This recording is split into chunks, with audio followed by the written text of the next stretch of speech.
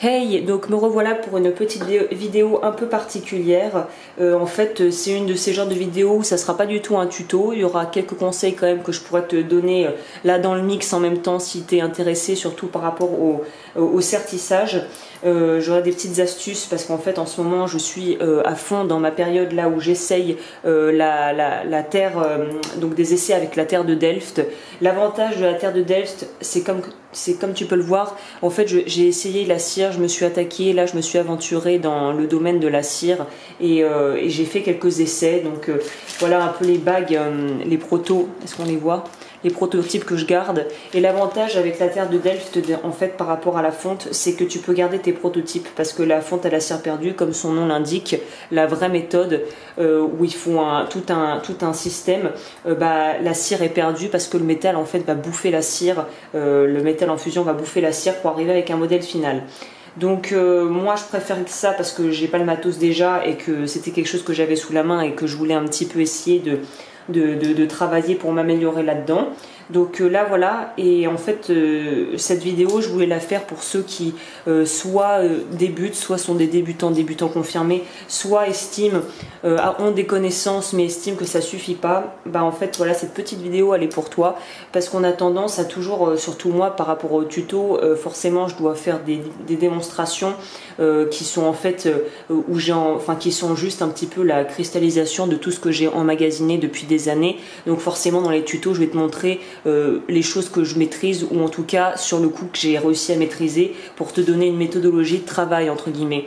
Mais on montre moins souvent les foirés, donc les échecs.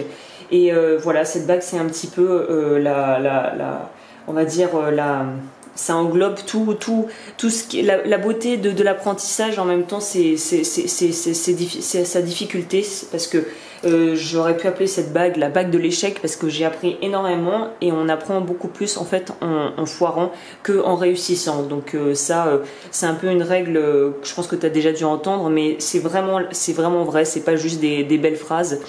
Et là, je dirais même, en partant sur les phrases un peu bateau mais vraies, c'est en forgeant qu'on devient forgeron.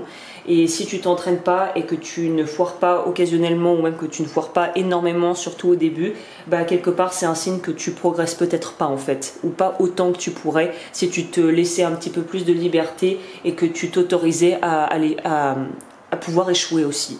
Donc voilà, en fait je te montre donc souvent quand je réussis parce que c'est le but des tutos, de te montrer quand même un produit ou en tout cas un résultat final qui soit réussi pour que tu puisses essayer de le refaire.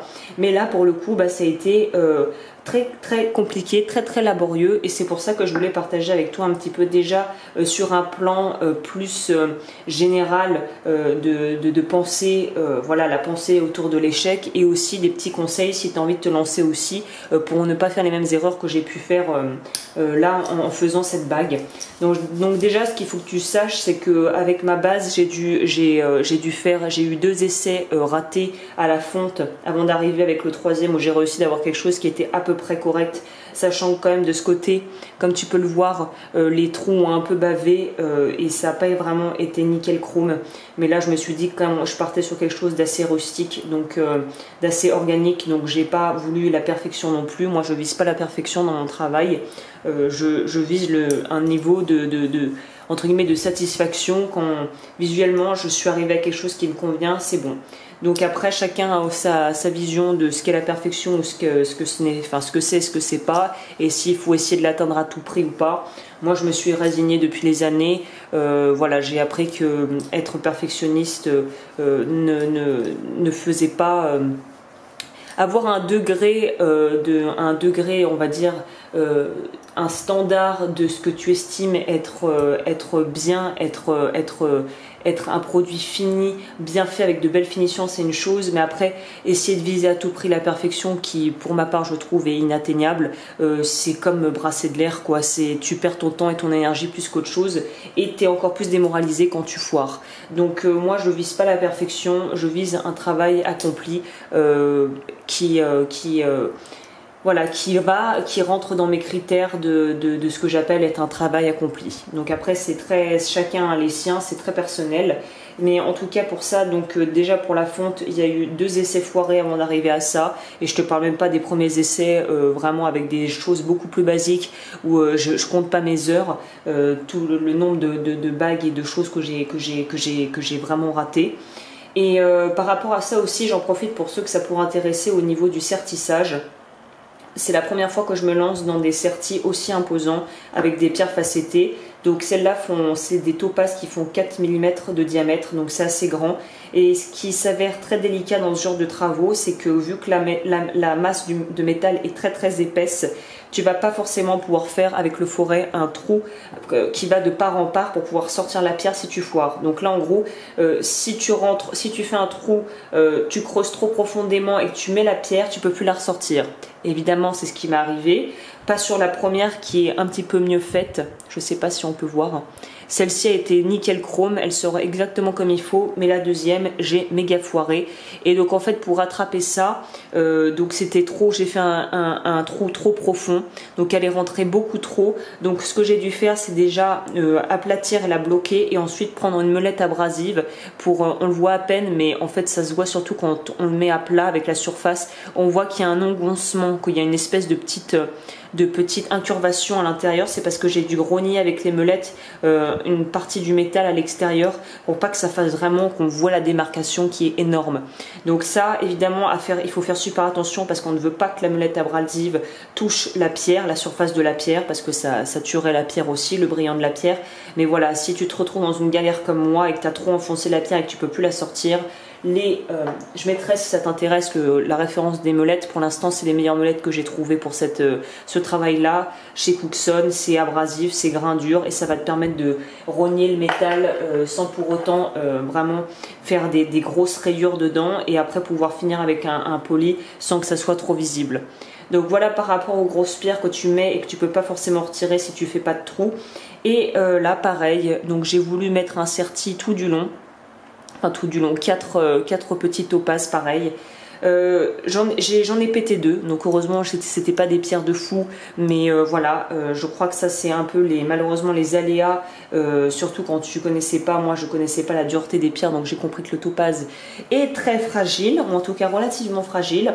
Donc au début j'ai essayé de mettre un autre topaz qui est coloré, Swarovski, là tu vois pas trop la couleur mais qui est rose en fait. Je me suis dit ah bah tiens, bon peut-être une erreur comme ça qui au final va donner quelque chose de bien. Quand j'ai pété le deuxième topaz, je me suis dit non, là on va pas mettre une autre pierre de substitution, je vais attendre du coup d'en recommander un et voilà. Et là encore une fois, petit conseil pour le sertissage, utilise des pierres bien calibrées. Je suis passée chez Cookson parce que c'était la facilité, mais quand c'est des pierres qui sont taillées à la main et qui sont pas bien calibrées à la machine, voilà, on peut profiter du fait maintenant que la technologie soit assez bonne. Prends des pierres calibrées, tu vas beaucoup moins lutter. Et parce que c'est au niveau après des fraises, si les pierres sont pas vraiment en bonne dimension, les fraises vont pas être parfaitement aussi, vont faire des trous trop grands, trop petits, c'est galère. Donc voilà, prends des pierres bien calibrées, leçon de l'histoire, moi j'ai appris ma leçon, donc pour la suite maintenant je sais que j'irai plutôt chez Rio Grande pour pouvoir choper mes pierres facettées. À part chez Cookson, toute la gamme Swarovski sont taillées en fait par machine au laser, donc c'est propre. Donc si tu veux y aller, tu pourras aller sur ça. Et j'ai foiré le deuxième, donc il y a un trou à la place qui est assez frustrant évidemment. Là ça se voit pas des masses, mais bon voilà, moi quand je la porte je vois bien qu'il y a un gros trou. Et la bague me dit s'il te plaît, elle me parle, elle me dit s'il te plaît, mets-moi une petite pierre. Là c'est pas fini, le travail n'est pas fini du coup, et donc je vais devoir attendre. Mais voilà, c'était juste une petite réflexion avec des petits conseils au niveau du sertissage. Et je voulais enregistrer, tu vois, c'est marrant, je voulais enregistrer cette vidéo hier. Et en fait, hier, j'étais dans ce genre d'état d'esprit où j'avais envie de verbalement assassiner toutes les personnes qui s'approchaient de moi, ou même pas que verbalement en fait, j'avais envie de les secouer comme des cocotiers. Donc dans ce genre de moment, je me suis dit que c'était peut-être pas l'idéal pour enregistrer sereinement.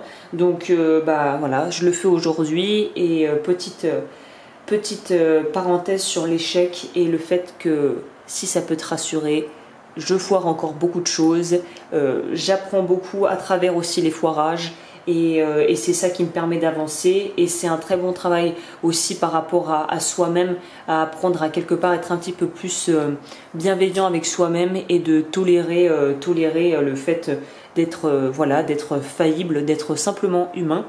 Et que c'est pas grave, et que les choses prennent le temps qu'elles prennent, mais à force de persévérance et d'en s'entraîner, bah tu deviens meilleur, quoi. Tes compétences deviennent de mieux en mieux et grandissent.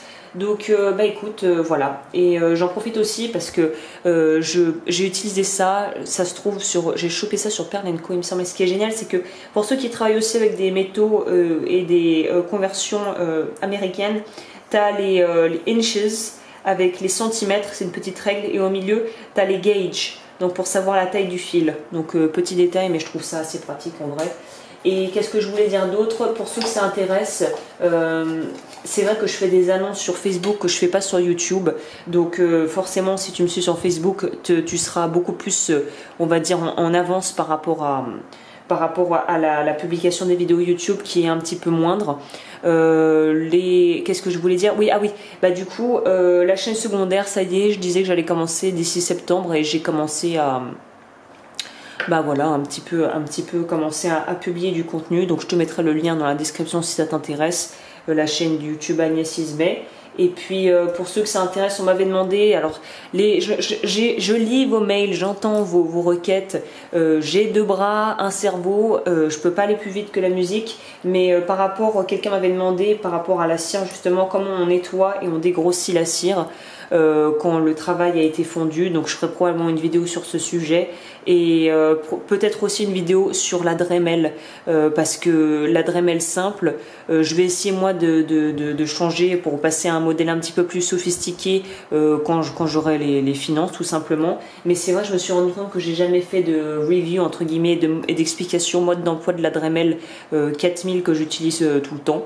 Donc je me suis dit que c'était peut-être l'occasion de faire ça aussi. Bah écoute, j'ai beaucoup parlé, alors je te dis à la prochaine pour une autre vidéo. Ciao!